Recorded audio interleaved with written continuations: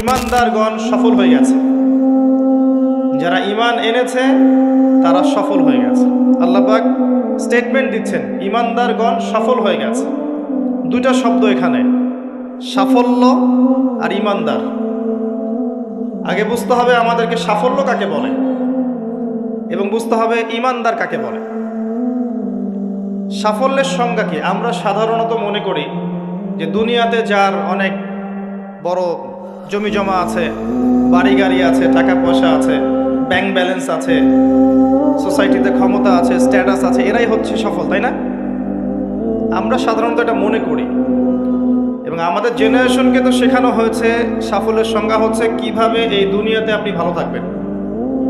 একটা চাকরি, একটা ব্যবসা, একটা সুন্দরী নারী, স্ত্রী, একটা বাড়ি, একটা মার্সিডিজ, জমি জমা, পলিটিক্যাল পাওয়ার, এগুলো হচ্ছে সাফল্যের মানদণ্ড আমাদের কাছে।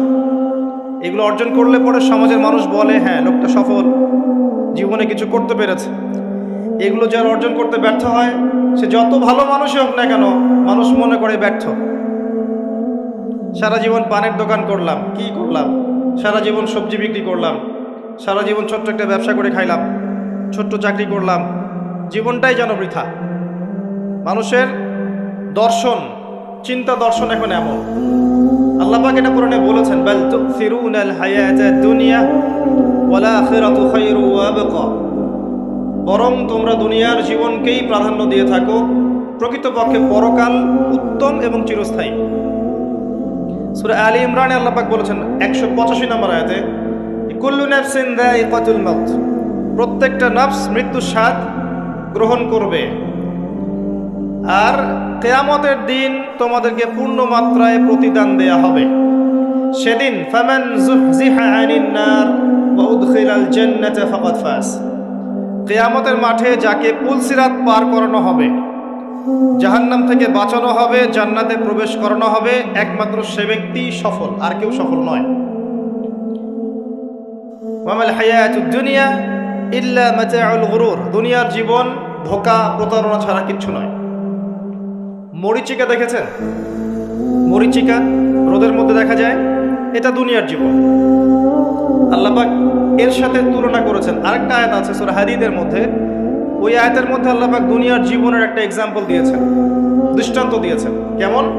আল্লাহ বলছেন ই'লামু, তোমরা জেনে রাখো, তোমরা সবাই জেনে রাখো, আন্নামাল হায়াতুদ দুনিয়া লাইবুম ওয়া লাহু ওয়া জিনাতুম ওয়া তাফাখুরুম বাইনাকুম ওয়া তাকাসুর। তোমরা জেনে রাখো দুনিয়ার জীবনটা হচ্ছে খেলাধুলা। ছোট বাচ্চা যারা থাকে এরা খেলাধুলা ছাড়া কিছু বোঝে? ওদের কাছে দুনিয়াটা এমনই, খেলার মতো। খেলাধুলা করবো, এটাই দুনিয়ার জীবন ওদের কাছে মনে হয়।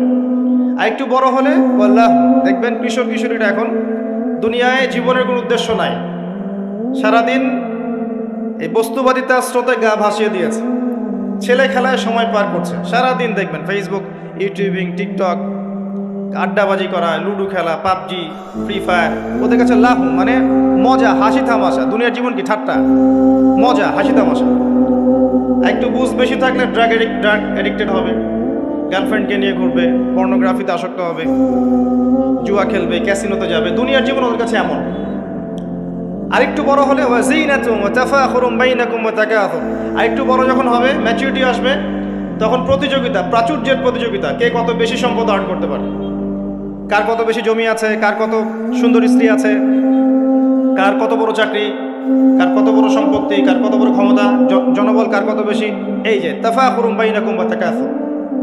আল্লাহ পাক এটা সূরা তাকাসুরেও বলেছেন, আলহাকুমুত তাকাসুর হাত্তা যুরতুমুল মাকাবির। তোমরা প্রাচুর্যের প্রতিযোগিতা তোমাদেরকে মহাচ্ছন্ন করেছে যতক্ষণ না তোমরা কবরে শায়িত হচ্ছ। কাল্লা সাউফা তা'লামুন সুম্মা কাল্লা সাউফা তা'লামুন। কখনো নয়, শীঘ্রই তোমরা জানতে পারবে।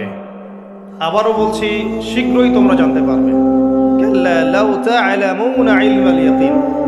তখন ইলমাল ইয়াকিনে জানবে।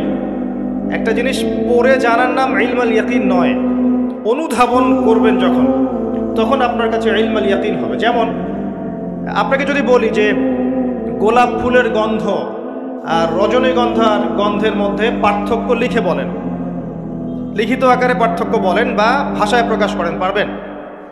কথা বুঝতে পারছেন? গোলাপ ফুলের গন্ধ এবং রজনীগন্ধার গন্ধের মধ্যে কি পার্থক্য আছে আমাকে লিখিত আকারে দেন বা ভাষায় প্রকাশ করেন, পারবেন? এটা সম্ভব? মধুর মিষ্টি কেমন আর এই যে আপনার গুড় এর মিষ্টি কেমন লিখিত আকারে বলুন বা ভাষায় প্রকাশ করুন, পারবেন? কিভাবে পারা যাবে? কিভাবে? যদি আপনি দুইটা ফুল কাছে নেন, নিয়ে দুটার ঘ্রাণ শোকেন, শুকে আপনি বুঝতে পারবেন, অনুধাবন করবেন। ইলমাল ইয়াকিন, এটা হচ্ছে ইলমাল ইয়াকিন। আপনার নিশ্চিত জ্ঞান হলো যে এই গন্ধটা এমন, এই গন্ধটা এমন। পরে আপনি বলবেন অমুকের গন্ধটা গোলাপের মতো আর অমুকের গন্ধটা রজনীগন্ধার মতো। এই যে ইলমাল ইয়াকিন, মধু খান আবার গুঁড়ো খান, স্বাদ যখন বুঝবেন আপনি বুঝে ফেলবেন যে কোনটা কিসের স্বাদ। এই চাক্ষুষ জ্ঞানটাকে বলা হয় কি? ইলমাল ইয়াকিন। কবরের আযাব না ভোগ করলে মানুষ বুঝবে না পরকাল কি জিনিস, ওইটা ইলমাল ইয়াকিন। আমি বুঝাতে পারছি? কবর যখন চাপ দিবে নাউযুবিল্লাহ, তখন মানুষের ইলমাল ইয়াকিন হবে যে এটাই সেই শাস্তি। সূরা দুখান পড়ে দেখেন, আল্লাহ পাক বলেছেন যুক ইন্নাকা আনতাল আজিজুল কারীম, শাস্তি ভোগ করো, আজকে শাস্তি ভোগ করো। পৃথিবীতে অনেক সম্মানিত ছিলে, আজকে শাস্তি ভোগ করো। এটাই সেই শাস্তি যা তুমি অস্বীকার করেছিলে। তখন বুঝবেন কোনটা ইলমাল ইয়াকিন। তো আল্লাহ পাক এই কথাটা বলেছেন সূরা তাকাসুরের মধ্যে,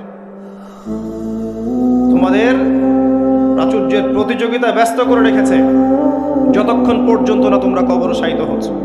কাল্লা সাউফা তা'লামুন সুম্মা কাল্লা সাউফা তা'লামুন কাল্লা লাউ তা'লামুনা ইলমাল ইয়াকিন।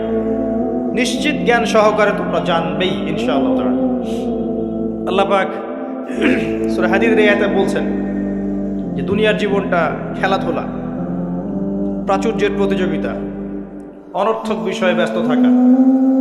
ই'লামু আন্নামাল হায়াতুদ দুনিয়া লা'ibun ওয়া লাহুম ওয়া যিনাতুন ওয়া তাফাখুরুন বাইনাকুম ওয়া তাকাসুরুন ফিল আমওয়ালি ওয়াল আওলাদ। এই প্রাচুর্যের প্রতিযোগিতা হচ্ছে সম্পদের ক্ষেত্রে, সন্তানদের ক্ষেত্রে। এটা করি না আমরা? আমার এত সন্তান, আমার এত সম্পদ। আল্লাহ এটাই বলছেন কামাসালি গায়যিন, এর এক্সাম্পলটা হচ্ছে এমন, কামাসালি গায়যিন আ'জাবাল কুফফার নাবাত।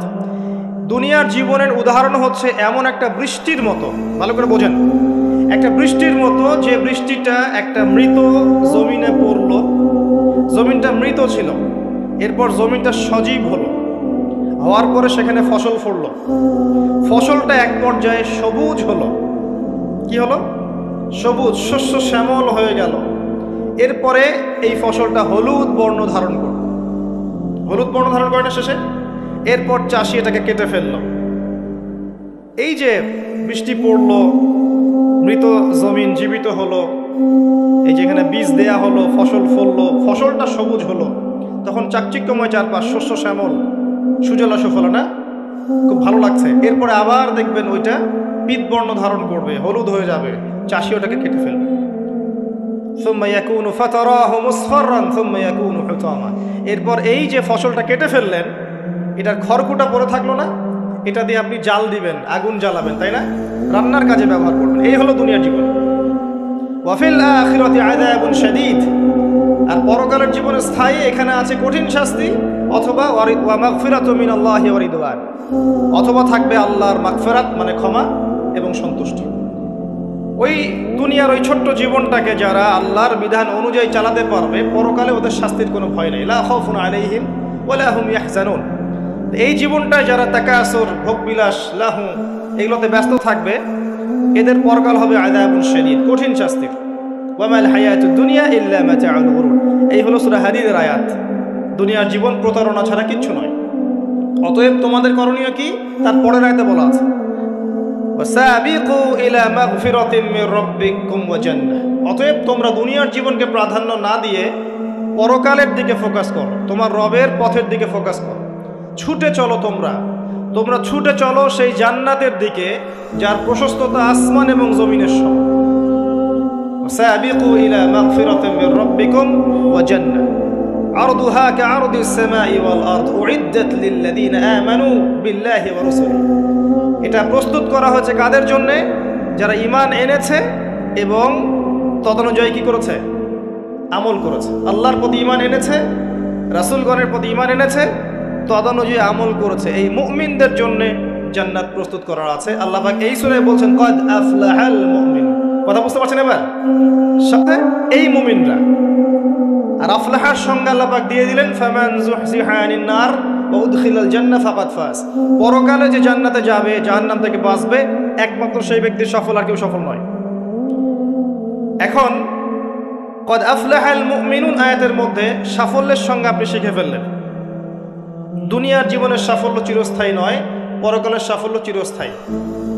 দুনিয়ার সবচেয়ে আরামে আয়েশে থাকা ব্যক্তিকে আল্লাহ পাক 1 সেকেন্ডের জন্য জাহান্নামে প্রবেশ করাবেন। হাদিস এসেছে, দুনিয়াতে আল্লাহ পাক যাকে সবচেয়ে বেশি নিয়ামত দিয়েছেন, one kind of Bill Gates.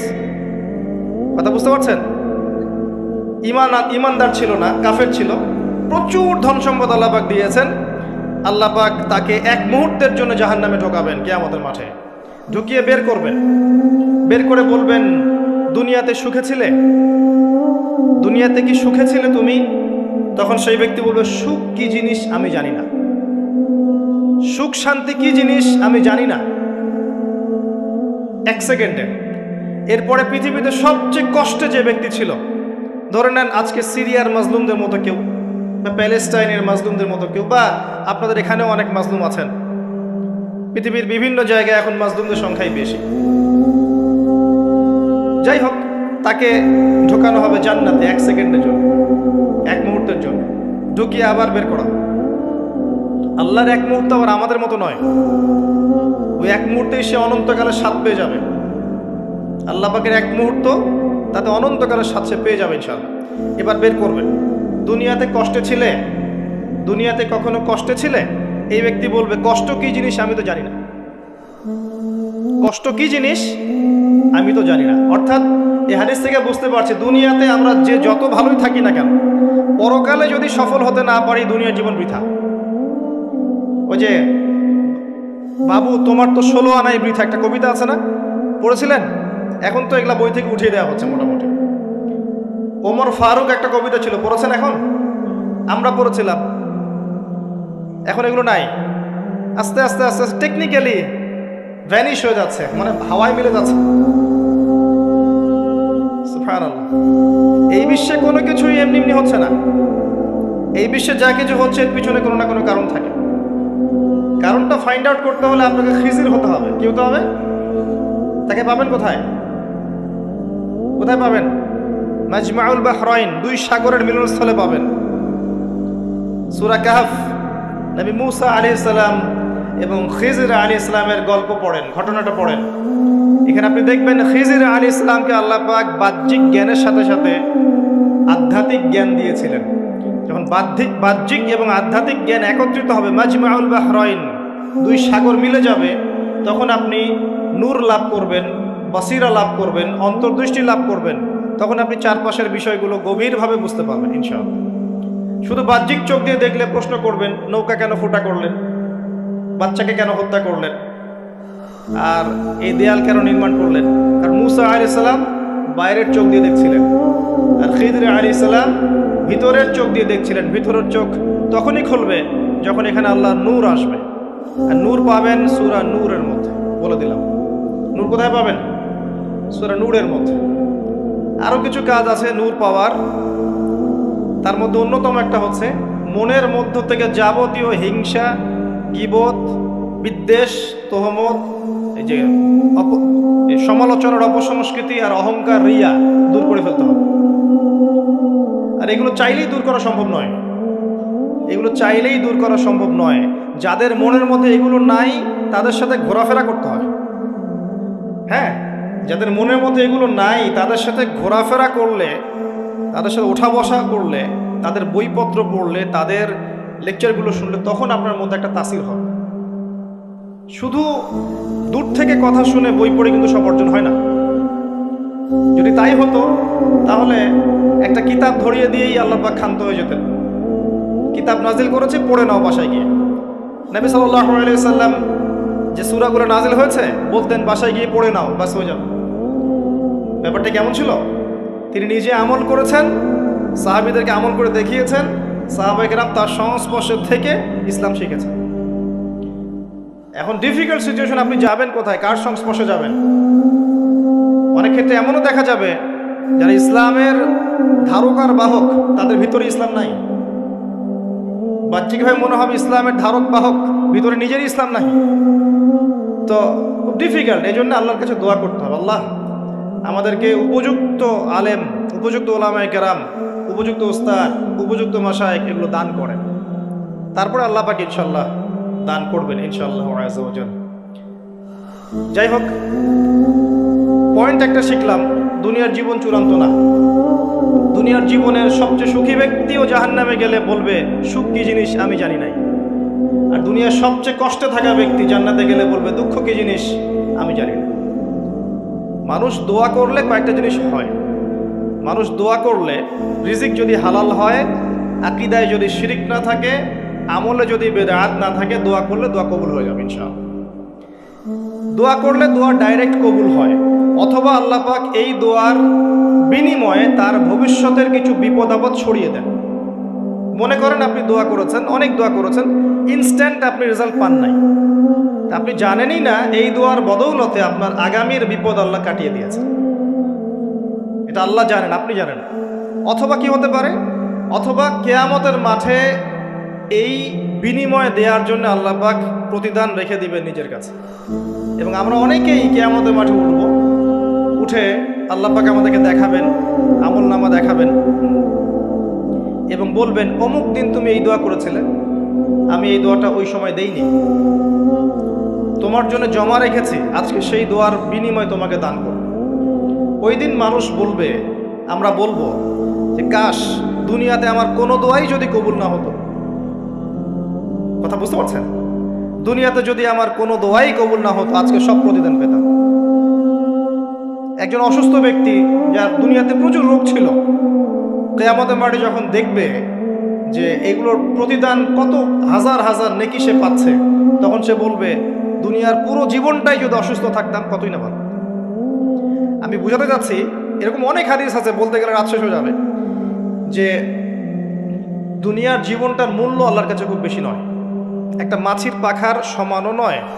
যদি হতো তাহলে কোনো কাফের মুশরিককে আল্লাহ পাক এক ঢোক পানি খেতে দিতেন না। আর আজকে আমাদের চিন্তা চেতনা সমস্ত বিষয় দুনিয়া কেন্দ্রিক। আমাদের পড়াশোনার উদ্দেশ্য দুনিয়া, ব্যবসার উদ্দেশ্য দুনিয়া, চাকরির উদ্দেশ্য দুনিয়া, আমাদের সামাজিক কাজগুলোর উদ্দেশ্য দুনিয়া, সব কিছুই দুনিয়া কেন্দ্রিক। আর আমরা সবাই মনে করছি দুনিয়াই দুনিয়া, এরপরে আর কিছু নাই। মনে রাখবেন, যে ব্যক্তি দুনিয়ার জন্য দুনিয়া করে, শুধু দুনিয়ার জন্যই দুনিয়া করে, সে দুনিয়া পরকাল দুটোই হারাবে। আর যে ব্যক্তি পরকালের জন্য দুনিয়া করবে, সে ইহকাল পরকাল দুটোই পাবে। কথা বুঝতে পারছেন? যে ব্যক্তি দুনিয়ার জন্যই দুনিয়া করবে, সে দুনিয়া আখিরাত দুটোই হারাবে। দুনিয়ার জন্য যদি আমি দিনের কাজও করি তাও হারাবো। কথা বুঝতে পারেন নাই? দুনিয়ার স্বার্থে যদি আমি দিনের কাজ করি, ইসলামকে নিয়ে দুনিয়ার স্বার্থ অর্জন করতে চাই, তাহলে দুনিয়া আখিরাত দুটোই হারাবো। আর যদি পরকালে আল্লাহর সন্তুষ্টি পাওয়ার জন্য আমি দুনিয়া করি, আল্লাহ পাক পরকাল দুনিয়া দুটোই দিবেন ইনশাআল্লাহ। আল্লাহ পাক আমাদেরকে বোঝার তৌফিক দান করুন, আমিন। আশা করি আমরা সাফল্যের সংজ্ঞাটা বুঝতে পেরেছি। কারা সফল হবে? মুমিনরা। এবার আসেন, মুমিন কারা? সহজ কথায় বলছি, যারা 6টা বিষয় বিশ্বাস করে। কয়টা? 6টা পিলারে যারা বিশ্বাস করে। 1 নাম্বার, মুহাম্মদ সাল্লাল্লাহু আলাইহি ওয়াসাল্লামকে জিজ্ঞেস করা হয়েছিল না, ইয়া মুহাম্মদ সাল্লাল্লাহু আলাইহি ওয়াসাল্লাম আখবিরনি আনিল ঈমান, আমাকে ঈমান সম্পর্কে বলুন। মনে আছে হাদিসটা? হাদিসে জিবরিল, মিশকাতের 2 নম্বর হাদিস মেবি, জি। আর মুসলিম শরীফের 9 নম্বর হাদিস। জিবরাইল আলাইহিস সালাম মানুষের বেশ ধরে নবী সাল্লাল্লাহু আলাইহি ওয়াসাল্লামের কাছে এসেছিলেন, তার হাঁটুর সাথে হাঁটু লাগিয়ে বসেছেন, বসে 4টা প্রশ্ন করেছিলেন। ইসলাম কাকে বলে, ঈমান কাকে বলে, ইহসান কাকে বলে, এবং কিয়ামত কবে হবে। নবীজি বলেছিলেন কিয়ামত কবে হবে এই বিষয়ে প্রশ্নকারী উত্তরদাতার জ্ঞান সমান। তখন তিনি আবার প্রশ্ন করেছিলেন, তাহলে আলামত কিছু বলে দিন। এর উপর বিস্তারিত আমার খুতবা আছে, শুনে নেবেন, ইউটিউবে আছে। তো এর মধ্যে একটা প্রশ্ন ছিল ঈমান কাকে বলে। নবী সাল্লাল্লাহু আলাইহি ওয়াসাল্লাম উত্তর দিয়েছিলেন, আল ঈমান, ঈমান হচ্ছে আন তুমিনা বিল্লাহ, তুমি বিশ্বাস করবে এক আল্লাহর প্রতি, মুখস্থ করে ফেলবেন, এক আল্লাহর প্রতি ঈমান। ওয়া মালাইকাতিহি, তার ফেরেশতা মণ্ডলীর প্রতি 2 নম্বর। 3 নম্বর ওয়া কুতুবিহি, তার আসমানি কিতাব সমূহের প্রতি, সমস্ত আসমানি কিতাব সমূহের প্রতি। 4 নম্বর ওয়া রুসুলিহি, তার সমস্ত রাসূলগণের প্রতি বিশ্বাস করবে। 5 নম্বর ওয়াল ইয়াউমিল আখির, পরকালের জীবনে বিশ্বাস করবে। 6 নম্বর ওয়াল কদরি খায়রিহি ওয়া শাররিহি, তাকদীরের ভালো এবং মন্দের প্রতি বিশ্বাস করবে। এই 6টা পিলারের প্রতি বিশ্বাস করার নাম কি? ঈমান। বলেন তো আমার সাথে। 1 নম্বর আল্লাহর প্রতি, 2 নম্বর ফেরেশতা মণ্ডলীর প্রতি, 3 নম্বর আসমানি কিতাব সমূহের প্রতি, 4 নম্বর নবী রাসূলগণের প্রতি, 5 নম্বর পরকালের জীবনের প্রতি, 6 নম্বর কি? ভাগ্যের ভালো মন্দের প্রতি। এখন মজার ব্যাপার হচ্ছে এই 6টার কোনোটাই চোখে দেখা যায় না। কথা বুঝতে পারছেন? এই 6টার কোনোটাই আপনি চোখে দেখতে পারবেন না। আল্লাহ দেখেছেন, মালায়েকা ফেরেশতা দেখেছেন, আসমানি কিতাব সমূহ, আগের আসমানি কিতাবগুলো দেখেছেন। আমি তো বারবার একটা কথা বলি লেকচারে, যে অনেক মুসলিম তো কোরআনও দেখেনি। এমন মুসলিম নাই? আছে, অবশ্যই আছে। দিন দিন ওদের সংখ্যা বাড়ছে। হ্যাঁ, কেমব্রিজ, অক্সফোর্ড, হার্ভার্ড থেকে পড়ে আসছে, কোরআন দেখেনি। হ্যাঁ, আপনি তোলা তোলা করে বড় করেছেন, ইউনিভার্সিটিতে পড়ে আপনার ছেলে, কোরআন দেখেনি কখন? দেখেছে যে তার বাবার মৃত্যুবার্ষিকীতে হুজুর এসে একটা বই পড়ে, তার নাম কোরআন, তার কাছে এরকমই মনে হয়। এরকম জেনারেশন আছে না? এদেরকে খিজির আলাইহিস সালাম পেলে হত্যা করতেন। ওই যে ছোট্টবেলায় একটা বাচ্চাকে হত্যা করলেন, মনে আছে? একটা ছোট্ট বাচ্চাকে খিজির আলাইহিস সালাম হত্যা করেছিলেন। নবী সাল্লাল্লাহু আলাইহি ওয়াসাল্লাম বলেছিলেন, কে জন্য হত্যা করলেন? একটা অপরাধ করলেন আপনি। খিজির আলাইহিস সালাম বলেছিলেন, এই বাচ্চা যদি বড় হতো তাহলে বিশাল কাফের হতো এবং নিজে কুফরি করতো, পিতামাতাকে কাফের বানিয়ে ছাড়তো। এই হলো সেই জেনারেশন যেটাকে আমরা বড় করছি এখন। বিশ্বাস করেন এটাই সেই জেনারেশন। আর সূরা কাহফ কিন্তু শেষ জামানার সূরা। এই সূরা আপনাকে দাজ্জাল থেকে বাঁচাবে। দাজ্জাল আগমনের সময় বিশ্বের কি অবস্থা হবে এটা ওই সূরার মধ্যেই দেয়া আছে। এটাকে আপনাকে বুঝতে হবে গভীরভাবে। যাই হোক, আসেন, আসমানি কিতাবসমূহ আমরা কিন্তু দেখিনি, কোরআন আমরা দেখেছি। নবী রাসূলগণ, কোন নবীকে দেখেছেন? এমনকি আমরা কি আমাদের নবীকেও দেখেছি? দেখিনি। ওয়াল ইয়াউমিল আখির, পরকালকে দেখেছেন? পরকালের কিছুই দেখিনি আমরা। দেখেছি? আমরা শুনেছি কবরে আযাব হয়, দেখেছেন কখনো? কবর চাপা দিবে, দেখেছেন? কবরের প্রশ্নোত্তর হবে, দেখেছেন? কবরে যে আমরা দাফন করে দিয়ে আসি, কখনো কি দেখা যায় এগুলো? আমরা কি রূহ বা আত্মাকে দেখেছি? দেখেছি? এরকম পরকালের প্রতিটা স্তর, কিয়ামতের মাঠ, মিজান, পুলসিরাত, জান্নাত, জাহান্নাম, আমলনামা দেখেছি? দেখি নাই। আমাদের কাদের ফেরেশতা দেখেছি? কিচ্ছু দেখি নাই। এই যে 6টা পিলার ঈমানের, সব কিন্তু গায়েব, অদৃশ্য বিশ্বাস।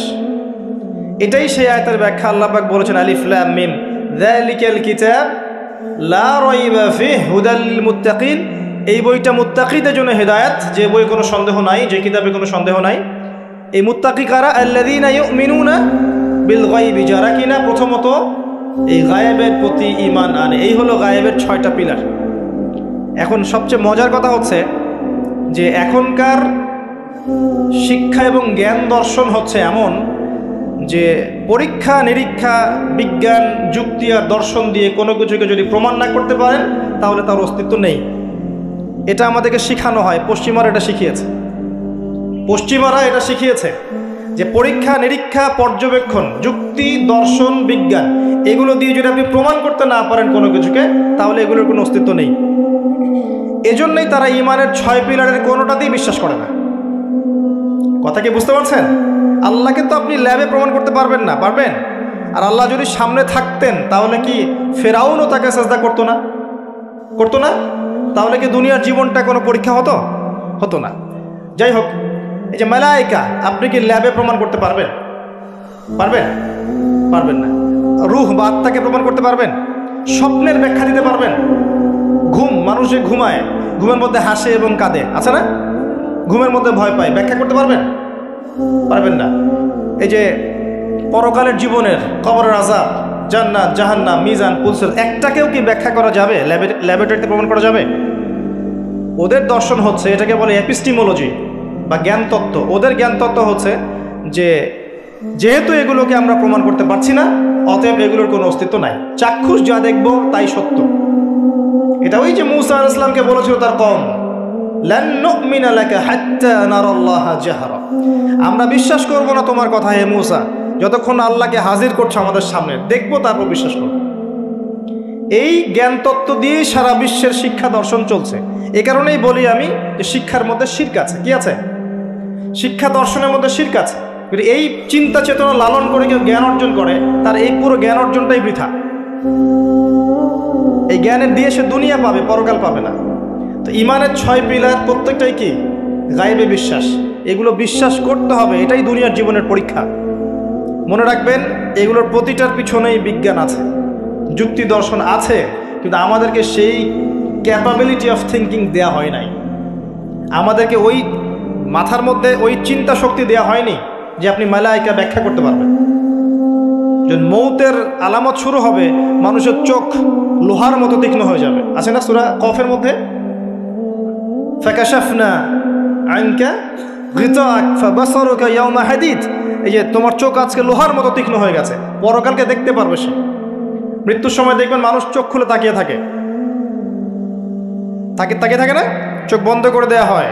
তার রূহটা যে মালায়েকা নিয়ে চলে গেছেন সে দেখতে থাকে, রূহটাকে ফলো করতে থাকে। মানুষের সায়েন্স বলে এখন মানুষের বডি যখন মারা যায় তারপরও চোখ জীবিত থাকে। চোখের মধ্যে চোখ সবচেয়ে শেষে নষ্ট হয়। চোখের এই যে ইন্দ্রিয়ের ক্ষমতাটা, এটা প্রথম মানে ডেড বডি মারা যাওয়ার সাথে সাথেই শেষ হয়ে যায় না, চোখের এই ক্ষমতাটা বাকি থাকে। দেখবেন চোখ তাকিয়ে আছে। যদি ভালো মানুষ হয়, একটা জান্নাত থেকে সিঁড়ি নামিয়ে দেওয়া হয় এবং সিঁড়িতে করে তার আত্মা চলে যাবে ইল্লিনে ইনশাআল্লাহ। আর খারাপ হলে কোথায় যাবে? সিজ্জিন। এটা বারজাখের জীবন, এখানে আযাব দেয়া হচ্ছে। মিরাজের রাতে নবী সাল্লাল্লাহু আলাইহি ওয়াসাল্লাম দেখে আসছেন না? সুদখোরের শাস্তি রক্তের নদীতে ফেলে মাথা ফাটিয়ে দেওয়া হচ্ছে। জেনাকারের শাস্তি, সামনে ভালো গোশত আছে, এদিকে খারাপ গোশত আছে, পচা গোশত খাচ্ছে। গীবত করে শাস্তি দেখেছেন, এতিমের মাল আত্মসাৎকারী এরকম করে আগুনের দলা খাচ্ছে, বায়ুপথ দিয়ে আগুন বের হয়ে যাচ্ছে। অনেক শাস্তি দেখে এসেছেন। এক শ্রেণীর বক্তার শাস্তিও দেখেছেন। নাউযুবিল্লাহ, আল্লাহ পাক হেফাজত করবে আমাদেরকে। আগুনের কেচি দিয়ে জিহ্বা কেটে দেওয়া হচ্ছে, আগুনের কেচি দিয়ে জিহ্বা কেটে দেওয়া হচ্ছে। সেটা হচ্ছে বলতো, কাজের বেলা কিছু ছিল না, এবং শরীয়তের মূল বিষয়কে বিকৃত করে ফেলতো এই শাস্তি। যাই হোক, তো এই 6 পিলারে কি করতে হবে? এই 6 পিলার 3টা কাজ করতে হবে। একটা হচ্ছে এই 6টা পিলারে আপনাকে প্রথমে আমাকে মনে বিশ্বাস করতে হবে, এটা 1 নাম্বার। তাসদীক বিল জিনান, ইকরার বিল লিসান। এরপর আপনাকে মৌখিক স্বীকৃতি প্রদান করতে হবে। এরপর আমালু বিল আরকান, কাজে বাস্তবায়ন করতে হবে। আর ঈমান কিন্তু ইয়াজিদু ফিত তাআহ, আল্লাহর আনুগত্যে ঈমান বৃদ্ধি পায়। ওয়া ইয়ানকুসু ফিল মাসিয়া, এবং আল্লাহর অবাধ্যতা করলে ঈমান কিন্তু কমে যায়। ঈমান বাড়ে, ঈমান কমে। ঈমানের 6টা পিলারকে আবার 3টা কাজ করতে হবে: মনে বিশ্বাস, মুখে স্বীকৃতি, কাজে বাস্তবায়ন। কাজে বাস্তবায়ন করতে গেলে আপনি অনেক সময় ভুল করে ফেলতে পারেন, গুনাহ করে ফেলতে পারেন। গুনাহ করে ফেললেই, কবিরা গুনাহ করলেও কেউ কাফের হয়ে যাবে না, সে বড়জোর ফাসেক জালেম হতে পারে। তার তওবার দরজা কি থাকবে? খোলা থাকবে। তওবা করে সে ফিরে আসতে পারে।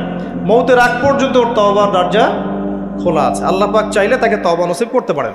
এই জন্য কেউ কবিরা গুনাহ করলেই তাকে কাফের মনে করার কোনো সুযোগ নেই। যারা ইসলামের নামে জঙ্গিবাদ ছড়িয়েছে তারা এই আকীদায় বিশ্বাস করে যে কেউ যদি কবিরা গুনাহ করে তাহলে কাফের হয়ে যাবে। কথা বুঝতে পারছেন? এটা খারেজি আকীদা বলে। কি আকীদা? খারেজি আকীদা। এরা বিশ্বাস করে কেউ কবিরা গুনাহ করলেই কাফের হয়ে যায়, অতএব ওকে মারা হালাল, ওর রক্ত হালাল, ওর সম্পদ হালাল। এই কারণে দেখবেন মুসলিম কান্ট্রিগুলোর মধ্যে এই যে মুসলিম থেকে হত্যা করা হচ্ছে, হত্যা মুসলিম থেকে করা হচ্ছে, নাম দেওয়া হচ্ছে জিহাদ। এটা আমেরিকার এবং ইসরায়েলের এজেন্ডা ছিল, এর বেশি কিছু না। খুব সতর্ক, যুব সমাজ খুব সতর্ক থাকবেন। মানে কিছু মানুষের গরম গরম লেকচারে পথভ্রষ্ট হয়ে যায় না। এত সহজেই একজন মুসলিম কাফের হয়ে যায় না। কবিরা গুনাহ করলেই কোনো মুসলিম ব্যক্তি কাফের হয়ে যায় না। সে বড়জোর ফাসেক জালেম হতে পারবে, তার তওবার দরজা বন্ধ হয়ে যায় না, বরং খোলা থাকবে। মৌত পর্যন্ত সময় আছে তার তওবা করে ফিরে আসে। খুব সাবধান। এই জায়গায় সেই সমস্যা যেটা আপনারা ধরতে পারবেন না। এটা এই সমস্যাগুলো পলিটিশিয়ান ধরতে পারবে না, কিন্তু এটা হচ্ছে জ্ঞানতাত্ত্বিক সমস্যা, ধর্মতাত্ত্বিক সমস্যা। এখানে এই ব্যাখ্যা দিয়ে যুবকদের মাথা ওয়াশ করা হয়েছে। খুব সাবধান। এখানে আল্লাহ পাক বলছেন কদ আফলাহাল মুমিনুন, এইভাবে যারা ঈমান নিয়ে আসবে তারা সফল। তাহলে ঈমানের বিষয়টা আমরা বুঝলাম যে আমরা শৈথিল্যবাদীও হব না, চরমপন্থীও হব না। আমরা ঈমানের 6 পিলারে বিশ্বাস করব, মৌখিক স্বীকৃতি দিব, মনে বিশ্বাস করব, কাজে বাস্তবায়ন করব। কাজ করতে গিয়ে যদি ভুল ত্রুটি হয়ে যায়, কবিরা গুনাহ হয়ে যায়, তওবা করে ফিরে আসার সুযোগ আছে। কবিরা গুনাহ করলেই কেউ কাফের হয়ে যায় না, বরং সে বড়জোর ফাসেক জালেম হতে পারে। তার তওবার রাস্তা খোলা আছে, তাকে হত্যা করা আমার জন্য বৈধ নয়। সিম্পল।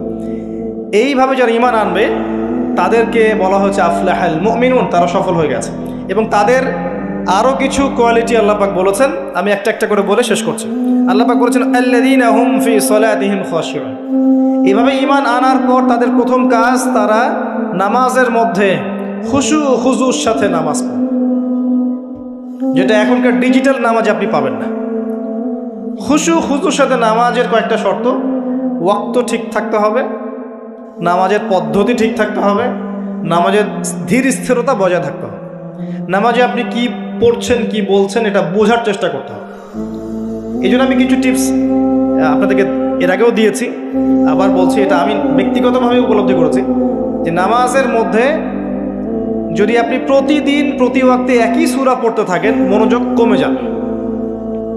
আপনি এক এক ওয়াক্ত নামাজে এক এক সূরা পড়েন, ভেরিয়েশন রাখেন, আপনি নামাজে মনোযোগ পাবেন বেশি। এটা একটা টিপস। একটা টিপস হচ্ছে নামাজে যা পড়ছেন আল্লাহু আকবার থেকে আসসালামু আলাইকুম রাহমাতুল্লাহ পর্যন্ত প্রতিটা শব্দের অর্থটা জানার চেষ্টা করুন এবং ওই অর্থের দিকে মনোযোগ দেন। আপনার নামাজে মনোযোগ এদিক ওদিকে যাবে না ইনশাআল্লাহ। নামাজ যে ইমাম পড়াবে তাকে স্বাধীনতা দেন, ধীর স্থিরভাবে ওকে নামাজ পড়াতে পারেন এবং যিনি ইমামতি করবেন তার তেলাওয়াতটাকে অত্যন্ত সুললিত করার চেষ্টা করেন। সুন্দর তেলাওয়াত শুনলে মনোযোগ বেড়ে যায়, খেয়াল করে দেখবেন। তারাবির নামাজে সুন্দর তেলাওয়াত থাকলে দেখবেন মনোযোগ এদিক ওদিক যাচ্ছে না। এবং দুনিয়াবি কাজগুলোকে ফারেক হয়ে নামাজ পড়তে আসে, মাথায় 10টা কাজ নিয়ে নামাজ পড়তে আসবে, রিল্যাক্সে নামাজ পড়ে। এবং নামাজের সময় আশপাশের শব্দ যেন না হয় খেয়াল রাখেন। বাসায় বলে দিবেন নামাজের সময় আমাকে ডিস্টার্ব করবেন। নামাজের সময় ফোন আসলে আমাকে নক করার দরকার নাই, নামাজের সময় গেট নক করবে না। মানে নামাজটাকে আপনি সর্বোচ্চ গুরুত্ব দেন। কারণ কি, এটা পড়ার জন্যই তো পৃথিবীতে এসেছি। ওয়ামা খালাকতুল জিন্না ওয়াল ইনসা ইল্লা লিয়াবুদুন। দুনিয়াতে আসছি কেন ভাই? আল্লাহর ইবাদত করতেই তো। এখানে এত তাড়াহুড়োর কি আছে? এরপর আল্লাহ পাক তো সহজ করে দিয়েছেন। আপনি মুসাফির হলে কসর করতে পারবেন, পারবেন না? মুসাফির হলে কসর করতে পারবেন।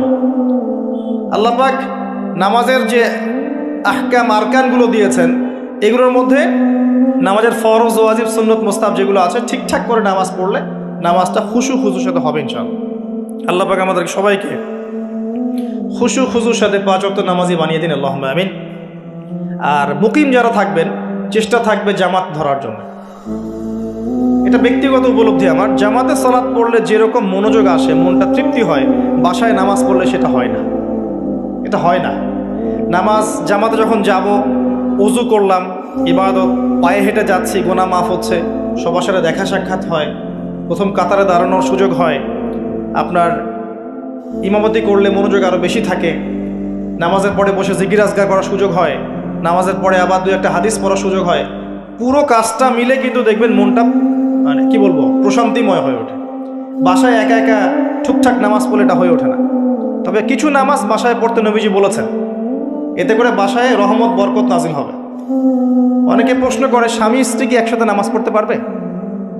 স্বামী স্ত্রী একসাথে সিনেমা দেখতে পারবে, নামাজ পড়তে পারবেন নাকি?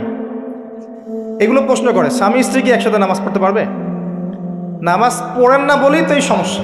স্বামী স্ত্রী একসাথে মাঝে মাঝে নামাজ পড়বে, মাঝে মাঝে নফল নামাজ পড়বেন একসাথে। এতে করে দেখবেন মহব্বত বাড়ছে, পরিবারের শান্তি বাড়ছে। স্বামী স্ত্রী একসাথে সারা দুনিয়া ঘুরে বেড়ায়, বেপরোয়া হয়ে ফেসবুকে ছবি দেয়, এগুলো করতে পারবে, নামাজ পড়তে পারবে? জিজ্ঞাসা করছে, একজন প্রশ্ন করছে। আল্লাহ পাক বোঝার তৌফিক দান করুন, বোধ শক্তি দান করুন। ঈমান আনার পর প্রথম কাজ কি ভাই? সালাত। এরপর আল্লাহ পাক বলছে ওয়াল্লাযীনা হুম আনিল লাগwi মু'রিদুন, যারা অনর্থক কথা এবং কাজ থেকে দূরে থাকে। অনর্থক অহেতুক ফাহেসা কথা এবং কাজ থেকে দূরে থাকে, এরা হচ্ছে মুমিন, সফল হচ্ছে। খেয়াল করে দেখবেন আমাদের জীবনের বেশিরভাগ কথা এখন অনর্থক হচ্ছে, অহেতুক, অহেতুক গীবত, অহেতুক তহমত, অহেতুক সমালোচনা। 3-4 জন একসাথে বসলেই গীবত। যে ব্যক্তি কিছু বোঝেই না সে পলিটিক্স নিয়ে কথা বলা শুরু করলো, ইকোনমিক্স নিয়ে কথা বলা শুরু করলো, দেশ নিয়ে, রাষ্ট্র নিয়ে, কত বুদ্ধি তার মাশাআল্লাহ, অথচ সে এসবের ধারই ধারে, জ্ঞানের কোনো ধারই ধারে না। এই জ্ঞান তার মধ্যে নাই। এমন কেউ নাই যে সব বিষয় নিয়ে কথা বলার চেষ্টা করে না। সবাইকে সব বিষয়ে কথা বলতে হবে না তো, যে যে বিষয়ে দক্ষ সে সেই বিষয়ে কথা বলবে। তো আমরা কিন্তু কথা খুব বেশি বলি, অহেতুক কথাবার্তা, অহেতুক কাজ। দেখবেন অহেতুক কাজে আমাদের যুব সমাজ সময় নষ্ট করছে। ঘুম থেকে ওটা থেকে শুরু করে দেখেন, অহেতুক আড্ডা মারবে, অহেতুক বাইক নিয়ে ঘুরছে মেয়ের পিছনে, অহেতুক বান্ধবীর পিছনে ঘোরা, দেখবেন অহেতুক আড্ডা মারা, কফি শপে বসে থাকা, অনলাইনে সারাদিন অনলাইনে স্ক্রল করতে থাকা, অহেতুক দেখবেন বসে বসে গেমস খেলছে, যে গেমসের কোনো মূল্যই নাই, সময় নষ্ট করছে নিছক মনোরঞ্জনের জন্য। এরকম প্রচুর কাজ, মেয়েদেরকেও দেখেন সেম কাজ করছে, সারাদিন দেখবেন ওই সাজুগুজু নিয়ে পড়ে আছে, অহেতুক সিরিয়াল দেখছে বসে বসে, ঘন্টার পর ঘন্টা চলে যাচ্ছে, রিমোট নেওয়াই যায় না হাত থেকে। সারাদিনের সব কাজ আগে শেষ করে সন্ধ্যার সময় বসতেই হবে, সন্ধ্যা থেকে রাত 10টা সিরিয়াল, 10টা সিরিয়াল দেখে শেষ করবে। তারপর বাঘের মুখ থেকে খাবার কেড়ে নিয়ে আসতে পারবেন, কিন্তু আপনার স্ত্রীর হাত থেকে রিমোট নিতে পারবেন না। মানে সবই হয়তো, খেয়াল করে দেখবেন প্রচুর কাজ আমরা করি, নিছক অহেতুক কথার কাজ। আল্লাহ পাক বলেছেন মুমিনদের সবচেয়ে বড় বৈশিষ্ট্য হচ্ছে তারা অহেতুক কথা এবং কাজ এড়িয়ে চলবে। কথা বললে দিনের কথা বলবে, আল্লাহর কথা বলবে, রাসূলের কথা বলবে, যে কথায় কোনো উপকার আছে এমন কথা বলবে, যে কথায় নিজের বা নিজের পরিবারের, নিজের দেশের, নিজের জাতির, নিজের উম্মার উপকার হয়, দিনের খেদমত হয়, এমন কোনো কথা বলবে বা কাজ করবে। আর যদি কোনো জায়গায় বসে দেখেন অহেতুক কথা কাজ হয়ে গেছে, সেক্ষেত্রে ওঠার আগে অবশ্যই এই দোয়াটা পড়বেন, সুবহানাকা আল্লাহুম্মা বিহামদিকা আশহাদু আল্লা ইলাহা ইল্লা আনতা আস্তাগফিরুকা ওয়া আতুবু ইলাইক। আশা করা যায় ওই বৈঠকে আপনি যে অহেতুক কথাগুলো বলেছেন এটা মাফ হয়ে যাবে ইনশাআল্লাহ। তো আল্লাহ পাক আমাদের সবাইকে অনর্থক কথা এবং কাজ থেকে বেঁচে থাকার তৌফিক এনায়েত করুন, আমিন। এরপর আল্লাহ পাক বলেছেন ওয়াল্লাযীনা হুম লিযাকাতি ফাঈলুন, যারা যাকাত আদায় করে। এখানে যাকাতের দুইটা অর্থ, একটা হচ্ছে মালের যাকাত প্রদান করা,